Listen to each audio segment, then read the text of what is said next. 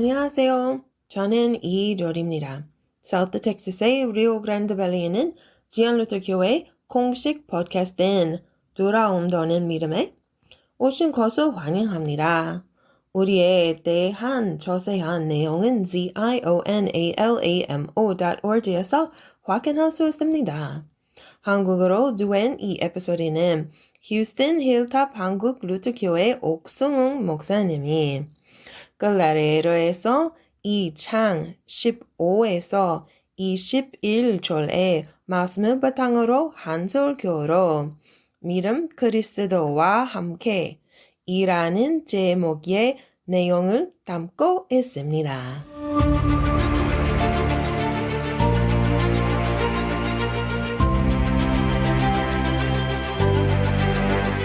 어머니날은 사실 미국만 있는 것은 아닙니다. 전 세계 거의 모든 나라가 어머니날 아니면 혹은 어버이날로 이렇게 지키고 있습니다.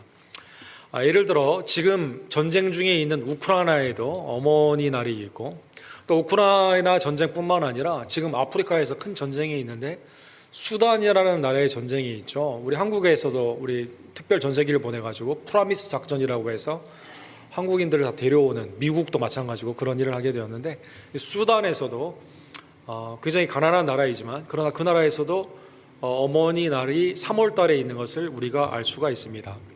유엔의 산하에 있는 레퓨지 에이전시인 UNHCR이라는 단체가 있는데, 거기에서 4월 달에 나온 리포트를 보니까 이 내전으로 말미암아 너무나 안타깝게 아프리카에서 세 번째로 큰 나라예요. 수단은 전 세계에서 16번째로 큰 나라이고, 그 안에 우리 전기차에 들어가는 중요한 부품들이, 요소들이 거기에 굉장히 많이 있고, 기름, 가스 이런 게 많이 있는 나라인데, 식민지 수탈에서 너무나 어렵게 자유를 얻었는데 이 같은 국민 안에서 쿠데타가 자꾸 일어나게 되면서 자유를 너무 쉽게, 너무나 어렵게 얻은 자유인데 이거를 그냥 지금 서로 싸우니라고 자유를 잃어버리고 있는 것이죠. 사진에 보시면 왼쪽에 있는 분이 군부 출신인 현재 대통령이고, 오른쪽에 있는 그 함단이라는 분이 이번에 쿠데타를 일으킨 사람인데 전에 친구였어요. 같은 부대에도 있었다고 합니다. 그런데 이제 정권의 이러한 자기의 탐욕으로 한 사람은 미국 쪽에 손을 잡고 한 사람은 러시아에 손을 잡고 지금 계속 이렇게 싸우는 것 가운데, 그러면 누가 여기에 피해를 입냐? 어머니들이 피해를 입는다는 것이죠. 아들이 전쟁에 나가, 남편이나 아들이 전쟁에 나가서 수없이 많이 죽어가고 또 이렇게 피난을 가야 되고, 굉장히 어려운 일들이 결국 어머니들에게 피해가 있다, 이런 것을 보았습니다. 전 세계 어머니날을 기뻐하지 못하고 어려운 일 가운데 있는 나라들이 이렇게 많이 있는 것을 알 수가 있습니다. 하나님이 주신 그 은혜를, 자유를 누리지 못하고 인간의 탐욕 가운데 서로 싸우는 대표적인 그러한 실질적인 그러한 현상의 역사 가운데 이 나라를 보며 안타깝게 우리는 보고 있는 것이죠. 지난주에 우리가 본 것처럼 예수 그리스도를 통해 하나님이 우리에게 주신 것은 놀라운 자유입니다. 죄와 사망의 법이 더 이상 다스리지 못하고 성령 안에 있는 생명의 법으로 여러분과 제가 자유롭게 된 것이죠. 그리스도인의 자유라는 루터의 말처럼, 사랑하는 성도 여러분, 우리는 어디로부터 자유함을 입었습니까? 죄와 사망에서 자유함을 입은 거죠. 율법의 정죄에서 자유함을 입었습니다. 죽음의 두려움에서 우리는 자유함을 입은 것입니다. 무엇을 행할 수 있는 자유를 우리가 받았습니까? 용서할 수 있는, 복음으로 세상을 용서하는, 하나님의 은혜 가운데 죄사함의 복음을 증거하는 자유함을 얻었습니다. 예수님이 우리를 사랑한 것처럼 서로 사랑하는 용서와 사랑의 그러한 교회의 은혜로 우리가 자유함을 얻었습니다. 더 이상 죽음을 두려워하지 않습니다. 하나님이 주신 영생의 새 생명을 통해서 그리스도 안에 있는 피조물로 말미암아 하나님의 은혜의 나라 가운데 자유함을 이렇게 누리게 되는 것이죠. 사탄은 여전히 세상의 종욕을 통해서 이 자유함을 뺏어가지고 인간의 종으로 만드는 거죠. 가만히 들어온 자들이 교회 안에서 율법의 종, 아니면 자기의 잘못된 사사로운 스승의 사욕 가운데 있는 종으로 만들고 있는 이때, 바울 사도께서 오늘 지난주에 이어서 2장 12절에 보면 이 우리의 자유를 침탈하는 이것이 얼마나 위협적인가, 우리가 기도 가운데 정말 깨어있지 아니하면 하나님이 주신 은혜를 은혜로 생각하지 못하는 이러한 것이 얼마나 우리의 삶 가운데 중요한 것인가를 강조하여 주시게 됩니다.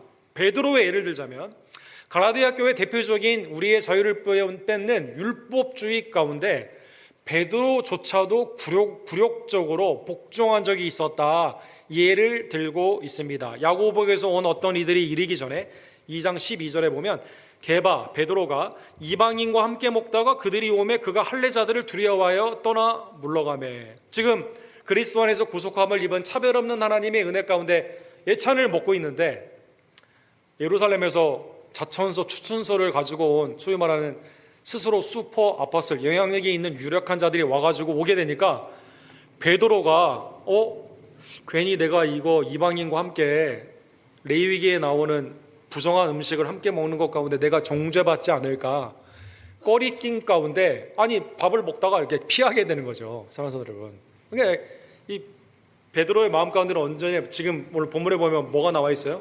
율법주의 가운데 두려움이 있는 거죠. 유대인, 자기 사람들로 말미암아 오해를 받기 싫어하는 그 마음 가운데 하나님이 아니라 사람을 두려워하여 자리를 피했다는 것입니다.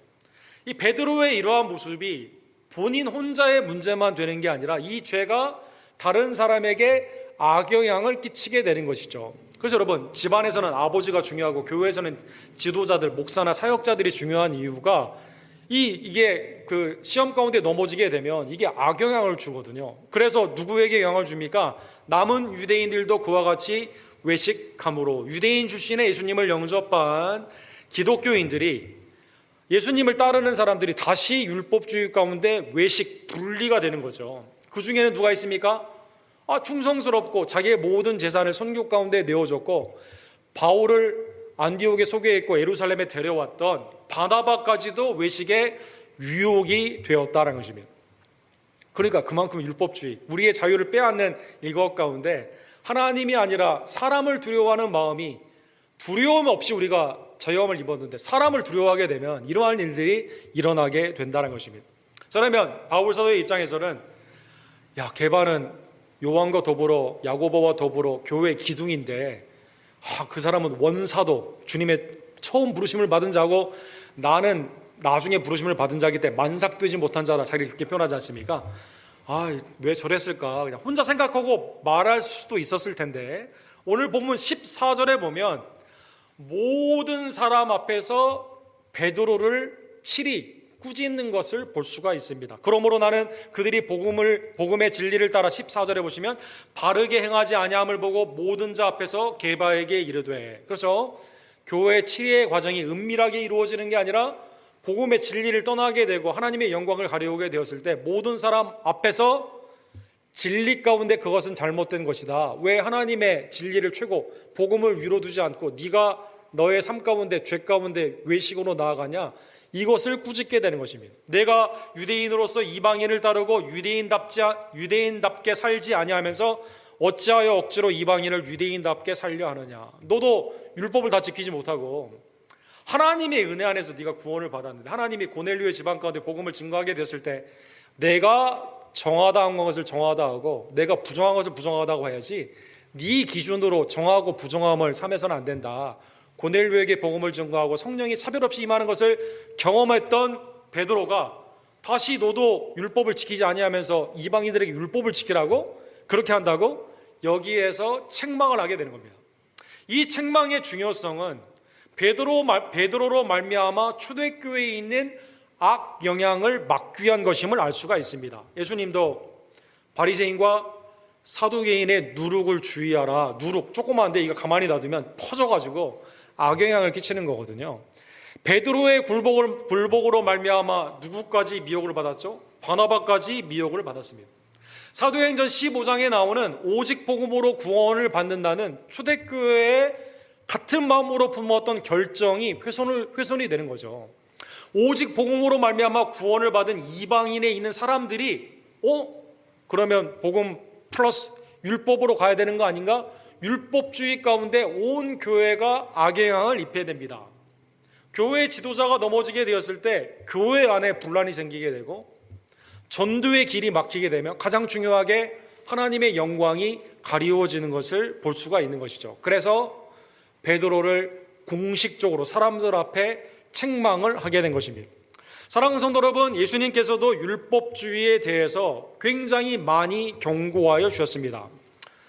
가난한 자, 귀신 들린 자, 아이들, 심지어 병든 자들, 그 다음에 죽은 자도 살리신 예수님이 그들은 다 품어주셨는데 율법주의의 외식 가운데 있는 바리새인들에게는 하나님의 저주를 말씀하여 주시게 되는 것이죠. 예를 들면 마태복음 7장에 보면 8절과 9절에 이렇게 되어 있습니다. 너희가 하나님의 계명을 버리고 사람의 전통을 지키느니라.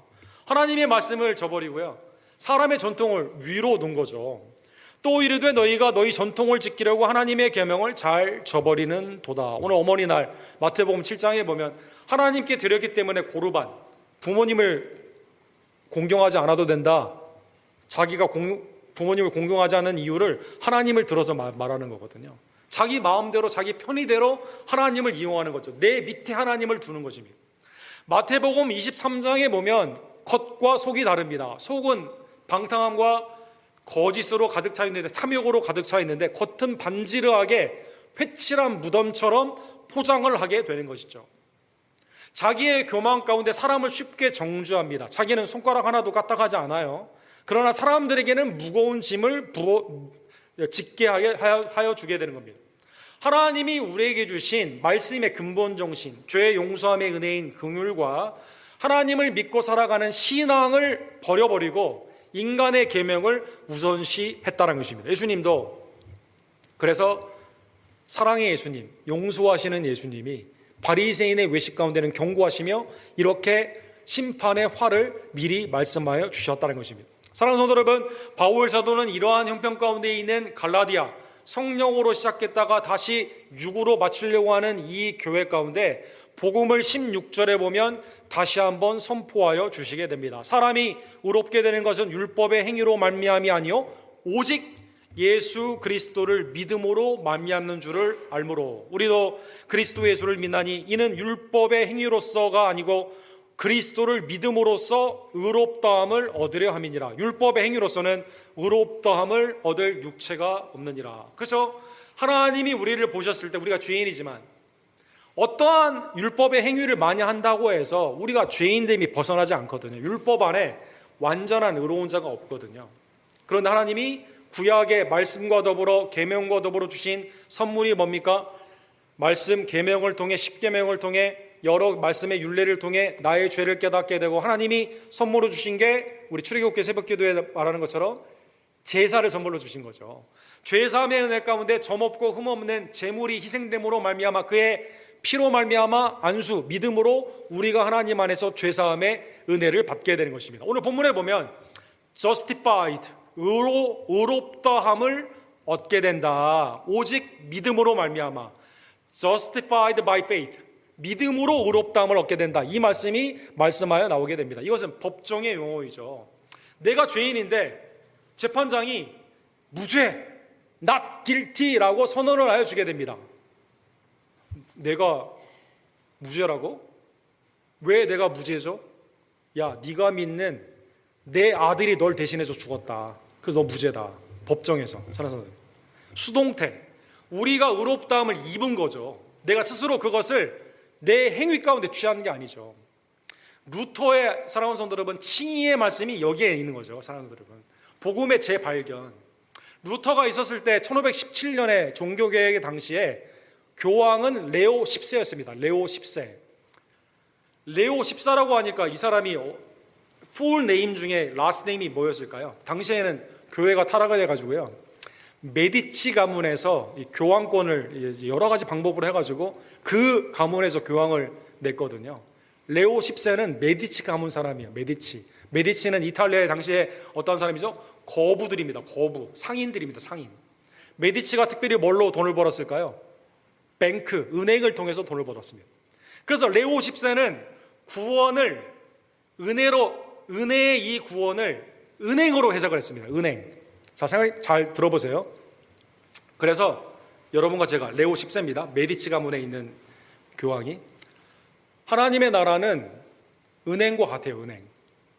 내가 디파짓을 많이 하면 많이 할수록 하나님이 이자를 이 땅 가운데 많이 주십니다. 여러분 많이 들어보셨죠? 여러분 이런 거 내가 구원을 위해 헌신을 하면 많이 할수록, 디파짓을 많이 하면 할수록 내가 어려운 일을 당하거나 내 삶 가운데 일이 있을 때 이걸 끄집어낼 수가 있습니다. 하나님이.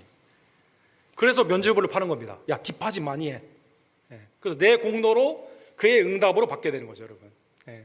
오늘날 이렇게 가르치는 데 있을까요, 없을까요? 굉장히 많죠. 예.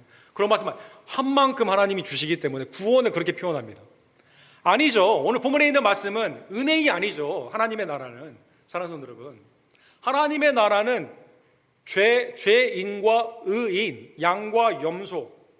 우리가 어떻게 의인이 됩니까? 죄인인데 의롭다 함을 입은 얻을 육체가 없는데 어떻게 구원이 됩니까? 법정에서 어떻게 우리가 의롭다 not guilty라고 됩니까?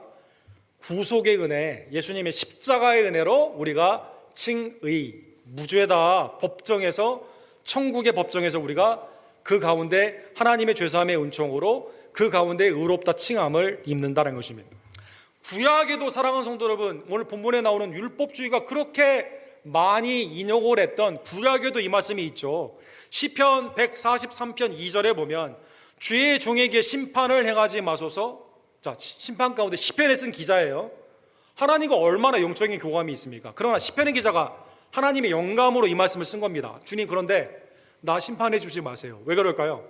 주의 눈앞에는 의로운 인생이 하나도 없나이다. 주님의 자비와 긍휼 가운데 오직 속량의 대속의 은혜로만 우리가 구원을 받는다는 것입니다. 또 다른 예를 예레미야 17장을 보면 알 수가 있습니다. 만물보다 거짓되고 심히 부패한 것은 마음이라 누가 능히 이를 알리오마는. 그렇죠. 만물보다 너무 속이 복잡해요. 거짓됩니다. 수가 되게 많아요. 사람의 마음을 알 길이 없습니다. 그런데 이게 선한 뜻으로 가득해서 좋으면 좋은데 악한 것으로 가득됐기 때문에 부패했어요. 만물보다 더 지저분합니다, 여러분. 내 마음이 쓰레기예요, 쓰레기. 나 여호와는 심장을 살피며 폐부를 시험하고 각각 그의 행위와 그의 행실대로 보응하게 된다. 그래서 사람의 마음을 알기가 굉장히 어렵습니다. 하나님만이 아시는 거죠. 근데 내 스스로는 알 수가 있죠. 내 마음은 어떤 마음이에요? 하나님도 아시고 나도 아는 거죠. 거짓되고 부패됐습니다. 주님이 나를 심판하시면 내가 감당할 수가 없습니다. 그런데 독생자 예수 그리스도로 말미암아 나의 모든 죄를 그에게 지어주시고 믿음 안에서 그리스도가 나를 예표 대신함으로 말미암아 대속의 은혜로 내가 구원을 받는다는 것입니다. 그러기에 17절과 18절에 보면 그리스도 복음 위에 율법을 더할 수가 없습니다. 17절과 18절에 만일 우리가 그리스도 안에서 의롭게 되려 하다가 죄인으로 드러나면 그리스도께서 죄를 짓게 하는 자냐? 결코 그럴 수 없느니라. 만일 내가 헐었던 것을 다시 세우면 내가 나를 범법자로 만드는 것이니라. 그래서 오늘 본문에 보면 은혜로 구원받은 우리가 거기에 또 율법으로 내가 의롭게 되려고 해요. 근데 죄인임이 드러납니다. 그러면 예수님이 우리를 죄 짓는 자로 또 만드는 거예요. 주님이 헌 율법을 내가 또 다시 세우는 겁니다. 사랑하는 성도 여러분, 어떻게 보면 17절과 18절에 우리의 왜곡된 신앙을 대표적으로 표현한 거죠. 은혜로 구원을 받았는데 은혜로 구원받은 성도의 삶이 나의 의를 드러내려고 하는 겁니다. 사랑하는 성도 여러분, 내가 좀 뭘 잘하면 교만해지고 안 그러면 낙심되는, 다른 사람과 비교를 하고, 사랑하는 성도 여러분, 안타까운 이 모습이 우리 가운데 있다는 것입니다. 바울 사도가 왜 헐었던 거 다시 세우냐. 로마서 7장 24절과 25절에 보면 바울 사도는 성령 안에서 선한 일을 하기를 원해요. 그러나 여전히 죄성 가운데 자꾸 죄를 범해요. 너무 혼란스러워요. 오라 나는 공고한 사람이로다. 이 사망의 몸에서 누가 나를 건져내라. 내 스스로는 해결이 안 돼요. 그럴 때마다 은혜로 구원받은 여러분과 저는 어떻게 해야 됩니까? 그리스도를 의지해야만 되는 거죠. 우리 주 예수 그리스도로 말미암아 하나님께 감사하리로다. 예배의 중요한 것이 우리가 그리스도 안에서 함께 예배 때 앞부분에 주님 앞에 회개하지 않습니까? 근데 하나님이 예수 그리스도로 말미암아 용서함의 선포가 우리 가운데 있지 않습니까? 사랑하는 성도들, 은혜로 구원받고 그 다음은 내가 내 의를 드러낸다? 이게 아니라 하나님의 그리스도를 통한 은혜로 말미암아 내가 여전히 부족해요. 여전히 삶 가운데 실족할 때가 많이 있습니다. 그러나 여전히 주님을 붙잡음으로 말미암아 용서의 힘으로 일어나게 된다는 것입니다. 사랑하는 성도 여러분, 제가 동부에 있다가 휴스턴에 이제 2004년도에 왔습니다. 2004년도에 왔는데 2006년도에 텍사스 가버너 선거가 있었습니다. 우리 여러분 잘 아는 릭 페리라고 우리 트럼프 대통령 때 장관도 했던 그분이 이제 당선된 그거 기억하시죠? 2006년도에 근데 되게 흥미로웠던 게 이 가버너 디베이트를 하는데 공화당, 민주당, 그다음에 그 인디펜던트 독립으로 둘이 나왔습니다. 그 중에 나온 사람 중에 하나가 제가 아는 가수가 나왔어요. 가수 텍사스 가수가 나왔습니다. 이름도 특이하죠. 킹키 프리드만이라는, 원래 이름은 리차드인데 아주 유명한 가수입니다. 컨트리 가수입니다. 여러분 이분 노래 들으면 권장하지 않습니다. 어쨌든 이분 노래 하시고, 이분이 뭘로 유명하냐면 여러분 텍사스 먼틀리라고, 여러분 우리가 돈 주고 살만한 그런 잡지는 아니지만 은행 같은 데 가서 기다리다가 할 수 없이 봐야 되는 잡지 중에 하나거든요. 텍사스 먼틀리 아주 유명한 잡지인데 여기에 이제 그 에디터까지 하시고 아주 뭐 유명한 분입니다. 아주 그냥 시가를 항상 피우고, 아니 디베이트를 하는데도 시가를 피우더라니까요. 그래서 제가 야 대단하다 이렇게 생각했습니다. 이분이 유대인입니다. 유대인. 이제 디베이트를 하는 거예요. 이 디베이트를 할 때 이분의 신앙이 어떻게 되냐? 텍사스는 크리스천 네이션과 같은 곳인데 네가 신앙도 없이 어떻게 가버너로 잘 지도할 수 있겠냐? 여기에 대한 개인적인 질문이 나왔습니다. 이때 킹키 프리드만, 유대인인데 이분이 뭐라고 한 줄 아세요? 표를 얻으려면 기독교인들 표를 얻어야 되잖아요. 텍사스에서는. 이렇게 말했습니다. 디베이트에서. 너 크리스천이냐? 라고 물어보니까 Yes, I am a Judeo-Christian. Jesus and Moses are in my heart. 이렇게 말했습니다. 여러분 무슨 뜻인지 아시겠죠? 여러분 내 심장에는 예수님도 있고 또 누구도 있어요? 유대인에게 있어서 가장 중요한 율법에 모세로 말미암아 율법이 우리 가운데 오지 않았습니까? 모세가 우리 가운데 있다는 거죠. 내 백야드에는 텐트가 2개 있는데 예수님 텐트 하나 있고 모세 텐트가 하나 있다, 이렇게 말을 했습니다. 근데 제가 그걸 보면서 생각을 해본 거죠. 어쩌면 나도 저렇게 사는 거 아닐까? 이렇게 생각하는 겁니다. 여러분 복음으로 구원을 받았는데 율법적인 삶으로 사는 거예요.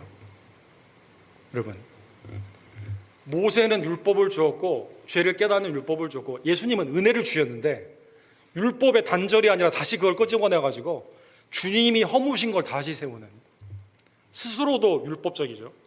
다른 사람을 위해서도 판단을 하죠. 사람들 20절에 보면 그래서 바울 사도께서 성도는 그렇게 살면 안 된다. 성도는, 사랑하는 성도 여러분, 내가 그리스도와 함께 십자가에 못 박혔나니 그런즉 이제는 내가 사는 것이 아니요 오직 내 안에 그리스도께서 사시는 것이라. 이제 내가 육체 가운데 사는 것은 나를 사랑하사 나를 위하여 자기 자신을 버리신 하나님의 아들을 믿는 믿음 안에서 사는 것이라. 오늘 본문에 보면 죽었다 살았다, 죽음 삶. 죽음은 뭡니까? 단절입니다. 단절. 끝났어요. 나의 죄는 십자가의 예수 그리스도로 말미암아 십자가에서 함께 못 박힌 겁니다. 주님이 나의 죄를 감당해 주신 겁니다. 내가 이제 사는 것은 나를 살리신 예수 그리스도에 있는, 그리스도가 내 안에 내가 그 안에, 포도나무이신 예수 안에서 내가 가지로 살게 되는 것처럼 믿음 안에서 사는 것이다라는 것입니다. 여전히 완전하진 않아요. 완전하신 예수 그리스도가 나를 지도하여 주십니다. 내가 부족하고 연약하지만 언제나 누구를 의지합니까? 예수 그리스도를 의지하는 거죠. 과거에도 용서해 주셨고 지금도 용서해 주시고 나를 앞으로도 용서해 주시는 하나님 앞에 향기로운 제물이 되어 주셔서 나에게 영생의 은혜를 주셨던 그분을 내가 지금 부족하고 완전하다는 뜻이 아니에요. 내가 때로는 넘어지고 힘들다 하더라도 그리스도께 온전히 나아감으로 말미암아 믿음 안에서 사는 것이다라는 것입니다. 죽음의 단절, 율법의 단절이죠. 3. 나를 위해 죽으시고 부활하신 복음, 예수 그리스도와 함께 사는 것이다라는 것입니다. 그러기에 신앙은 성경에 보면 그리스도와 함께, 처음 예수님을 영접할 때만 주님을 찾고 그 다음부터는 내 마음대로 율법으로 사는 것이 아니라 그리스도와 함께 사는 거죠. 예를 들어 세례는 뭘까요? 로마서 6장 8절에 보면 만일 우리가 그리스도와 함께 죽었으면 나의 죄와 탐욕은 십자가에서 주님이 다 지셨습니다. 그리스도의 은혜 안에서 부활을 통해 새 생명으로 우리가 거듭났습니다. 또한 그와 함께 살 줄을 믿노니 이는 그리스도께서 죽은 자 가운데서 살아나셨음에 다시 죽지 아니하고 사망이 다시 그를 주장하지 못할 줄을 압니다. 죄와 사망의 종노릇을 했어요. 율법이 정죄를 받았습니다. 그러나 그리스도 안에서 주님의 은혜 가운데 의롭다 칭함을 받아 이제는 생명이 왕노릇을 하고 주님과 함께 동행하는 삶을 살게 된다는 것입니다. 또 다른 예는 에베소서 2장 5절과 6절의 은혜의 말씀을 생각해 볼 수가 있습니다.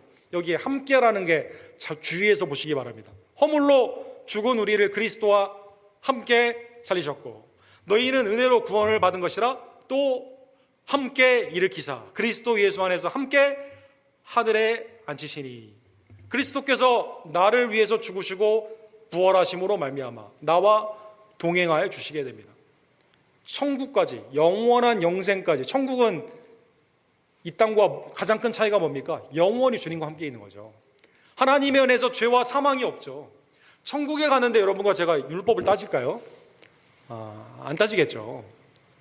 나폴레옹은 내 사전에 뭐가 없다고 그랬죠? 내 사전에 기억이 잘 안 나는데 천국의 사전에 죄와 사망이 있을까요? 없는 거죠.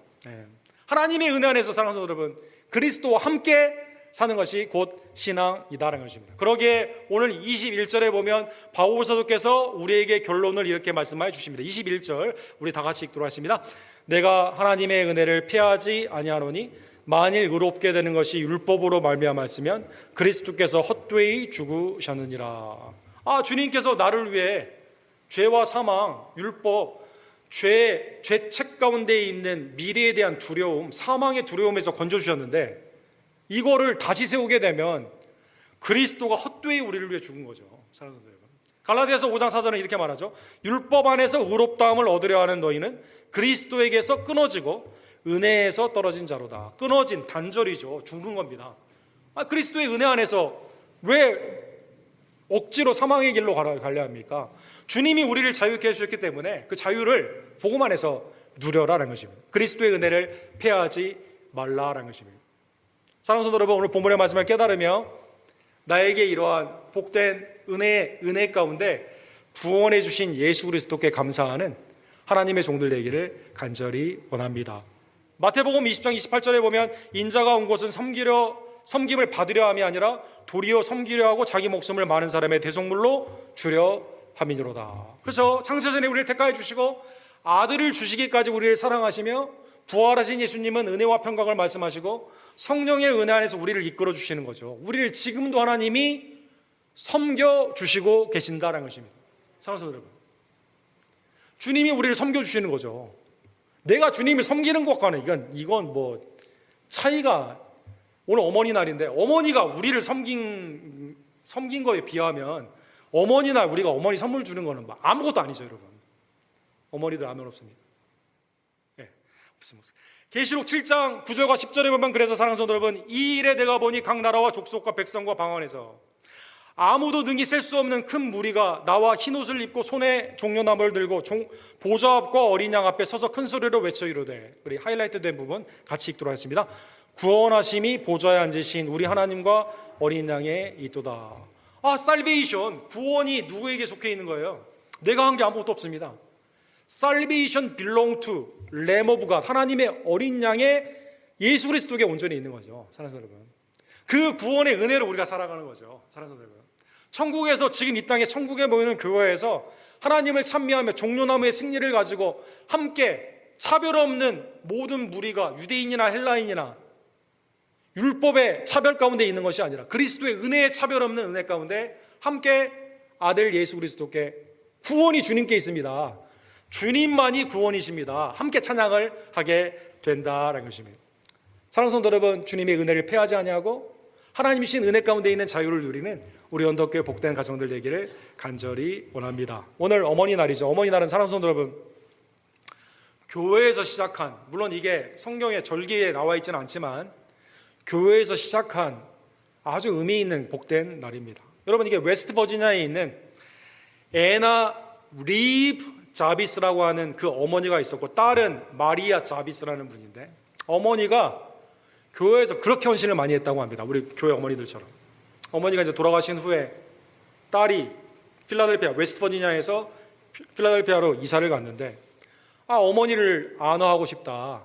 하나님의 은혜 안에서 나에게 복음을 가르쳐주고 기도하시고 헌신하는 교회 어머니들을 안어하고 싶다, 좀 존귀 여기고 싶다라고 하게 돼서 그가 떠난 교회, 이미 교회는 떠났지만 앤드루스, 우리 그 웨스트 버지니아에 있는 이 교회의 자기의 어머니 교회, 자기가 있었던 교회예요. 자기는 필라델피아에 있었지만 여기에 카네이션을 보내게 됩니다. 이게 이제 어머니 날의 시작이 됩니다. 지금 이게 이제 미국 이 트레저러, 미국 그 문화재로 이 교회가 지정될 만큼 매우 중요한 어머니 날이 시작된 교회였는데, 그래서 이제 어머니 날의 목적이 뭐냐? 온 가족이 함께 나에게 복음을 알려주신, 나를 위해 기도하시고 교회를 위해 수고하시는 아버지의 뜻대로 행하는 어머니와 형제와 자매가, 나의 형제와 자매와 어머니라는 예수님의 말씀에 힘입어 함께 예배를 드리는 날로 시작을 하게 된 것이죠. 어머니 날의 그 은혜는 뭡니까? 주님이 우리에게 주신 복음을 나에게 가르쳐주신 어머니에 대한 존귀함입니다. 사람들, 내가 어머니가 없었으면 그 복음을 몰랐을 수도 있어요. 그 은혜 가운데 내가 구원을 받은 겁니다. 이분이 그걸 안하기 위해 어머니 날을 시작한 거죠. 교회 안에서, 거의 모든 교단에서 사실 성경이 이거 지키라고 하지 않았거든요. 그러나 왜 이걸 기억합니까? 그리스도 안에 있는 어머니의 역할이 중요하기 때문에. 자녀에게 있어서 첫 번째 선교사가 누굽니까? 우리 하나님의 은혜가는 윌리엄 캐리가 어머니 아버지가 첫 번째 선교사다. 자녀에게 말씀을 가르쳐주고 복음을 증거하는 거 아닙니까? 그리스도의 은혜 안에서 너는 살아라. 복음을 증거해 주신 어머니를 기억하는 어머니날. 우리 언덕교회 어머니를 축복하며 여러분과 제가 하나님의 은혜 안에서 이 복음의 자유를 누리며 하나님이 되게 주신 은혜를 폐하지 아니하고 죄와 율법에서는 단절, 그리스도의 은혜 가운데는 내 육체 가운데 나와 함께 사시는 예수 그리스도와 함께 사는 믿음의 복된 자녀들 되기를 주님의 이름으로 간절히 축원합니다.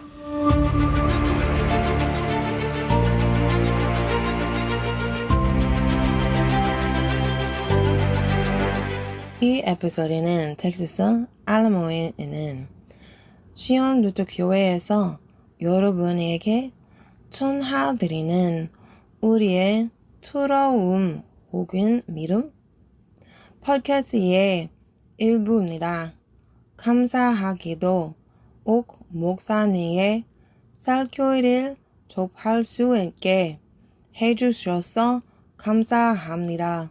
옥 목사님 이메일 sung@gmail.com으로 연락이 올 수도 있습니다. 경청해 주셔서 감사드리며 조금함과 두려움이 아닌 인내와 믿음을 통해서만 하느님의 도움으로 인생의 문제를 효과적으로 다룰 수 있는 용감과 용기를 접으시길 바랍니다. 이메일은 fearorfaithpodcast@gmail.com으로 연락하시면 됩니다. 다음 시간 같이 신의 가호가 있기를 바랍니다.